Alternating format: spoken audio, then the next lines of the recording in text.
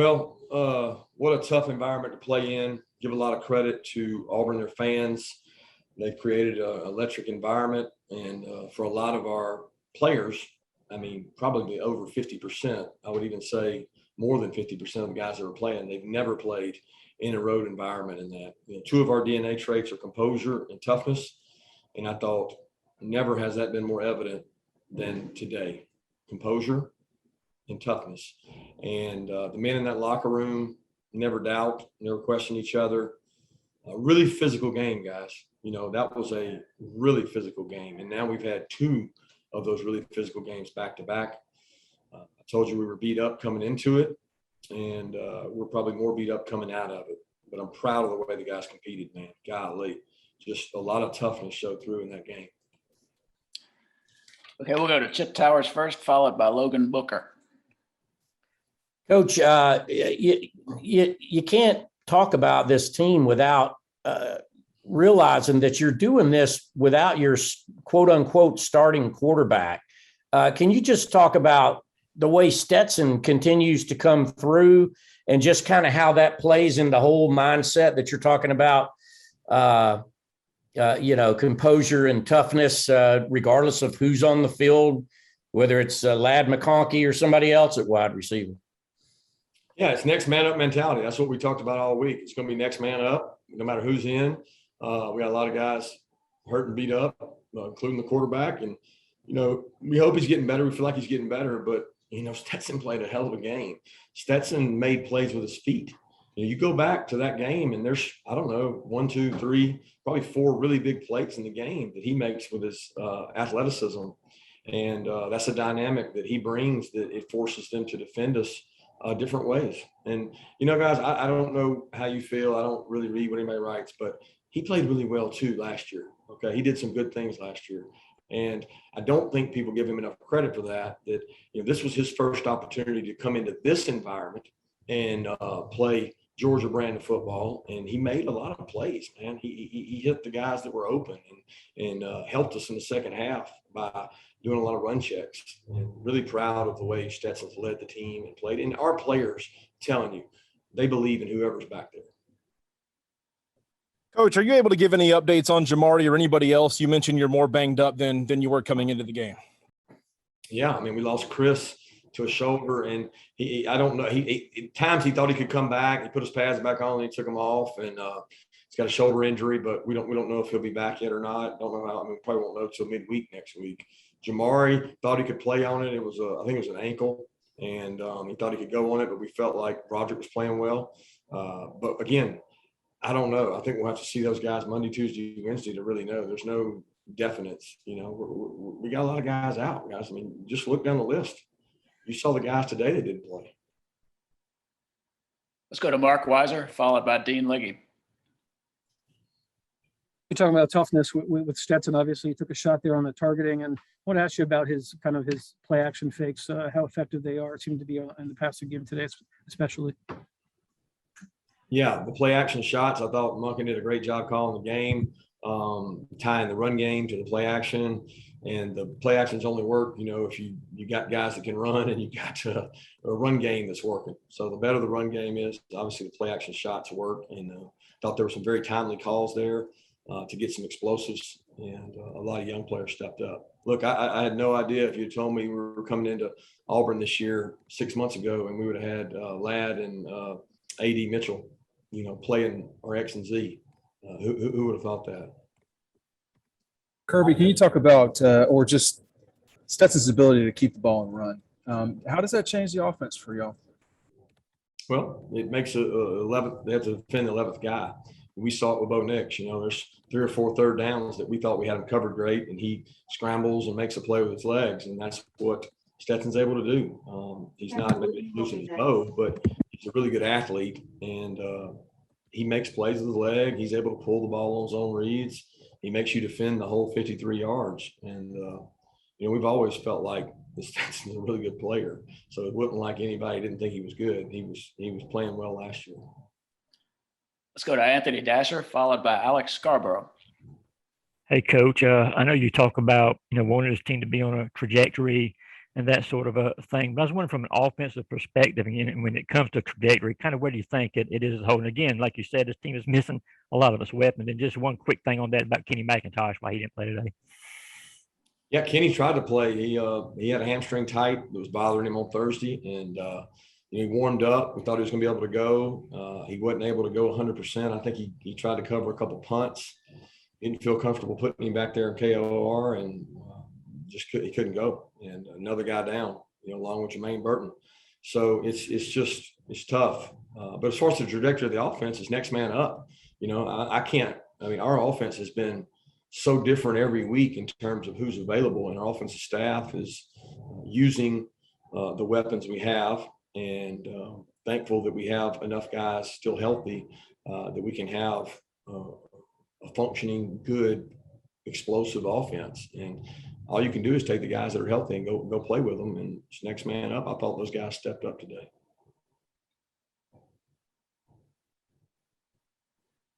Alex, you there? Okay, we'll go to Mike Griffith, followed by Jed May.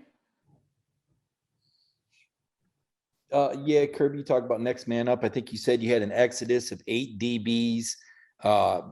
Tyke's not back. I guess that's 9. Smith's down 10. And yet the secondary holds strong. Can you just talk about the players back there, and Dan coming in and playing that safety spot when Christopher went out?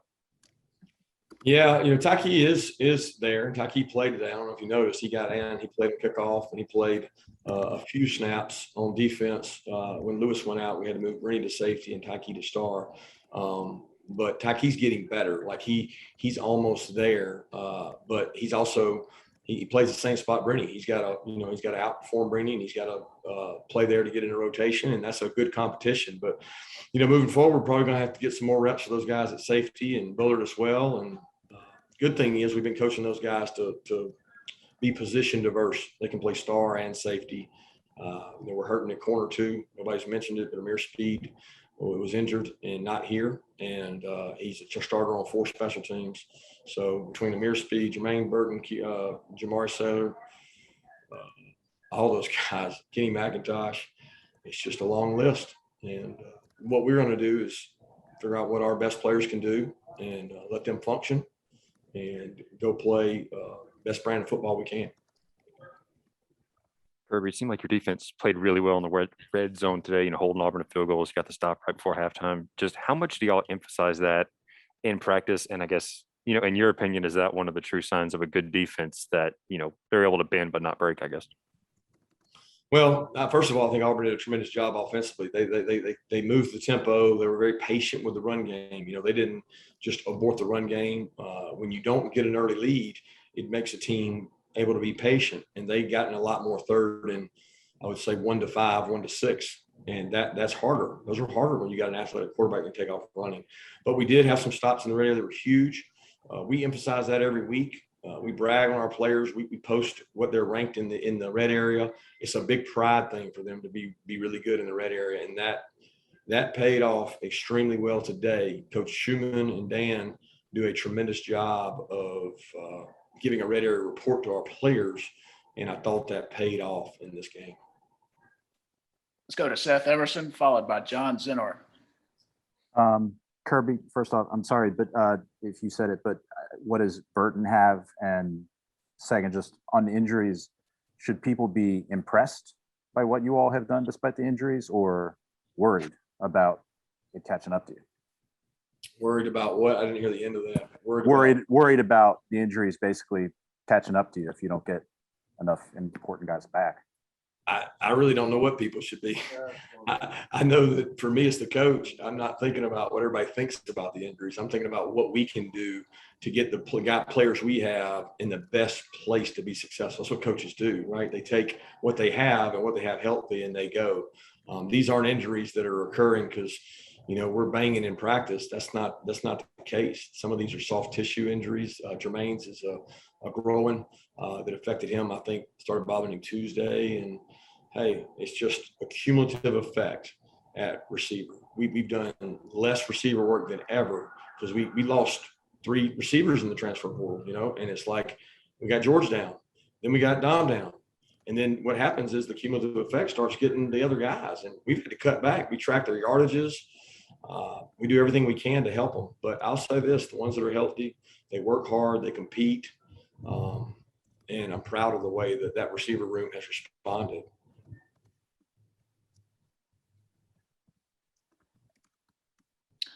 Okay, let's go to Maria Martin, followed by Connor Riley. Kirby, you mentioned him briefly, but Lad McConkey, he's been able to develop throughout the season and obviously had a really big game today. Could you just elaborate a little bit more of what you saw from Lad and how pleased you are within him in this offense so far? What I saw from Lad today, or Yeah. you're talking about? Yeah, today. Yeah, I saw a heart of a warrior. You know, I sat in that young man's home, and you know, he didn't have one Power 5 offer, and he wanted to play big time football, and all he did was make catches, punt return, make plays, and it's not his fault who he goes against. I watched him play basketball one night and said, I want this guy on my team. And his parents were wonderful people and jumped all over the opportunity to come play at Georgia. And I think any player on our team will tell you, Lad McConkey outworks every guy out there. And he plays with physical toughness at 184 pounds. And today, you know, he made some plays. He made plays in the vertical passing game, and really proud of him. And he moved positions. He didn't play the slot today. He played Z. And I thought that was a tremendous job by our coaches and by a young man that is everything right about college football. This guy wants to win for Georgia. And the more guys you get like that on your team, Dan Jackson's another one that cares about it. Warren McClendon cares about it. They care about this university, and you see it the way they play. Hey, Kirby, it may be too soon to determine this, but do you guys think you were elite today? You know, elite can be a loose term. I thought that we were elite at times. I never used the term that we're elite. We didn't force turnovers enough to be elite. You know what I mean? And I thought offensively I'd have to see the stats, but I thought we made some explosives at the right time. What we were elite toughness, and we were elite composure. You know, Nolan Smith, who's one of our leaders, had a bonehead penalty, and I told him, wipe it up, fold it up, throw it away, let it go. It's over. Go play. And we can't have those on the road. And we'll learn from that. But there's a lot of opportunities our players had to have bad composure or lose energy, and they didn't do that. Got time for one more question, and we'll go to Palmer Tomes. Hey, Kirby, you give up 46 yards rushing today, 272 through the air. How much do you think teams are trying to get the ball to the outside rather than try and push it up the middle against your front seven? Well, that's a little misleading, Palmer. I don't know if you know how they do the stats, but they take out the sacks. So with 4 sacks and Bo Nix going back, they ran the ball better than the numbers indicate. You know, we don't look at numbers on rush with the pass stats in. We look at numbers on the rush with the rush. And I don't know what it'll show, but they ran the ball better than some teams against us. Okay. And that's important to be able to shut that down. And that made the third in shorts and mediums, because I thought Bobo and Will Friend did a good job keeping them out of the third and longs. And that's critical. So teams will take shots on us, obviously, because you got the big guys inside, but they did run the ball a little more efficiently than the numbers indicate. All right, Coach, thanks for your time. Appreciate it. Thank you.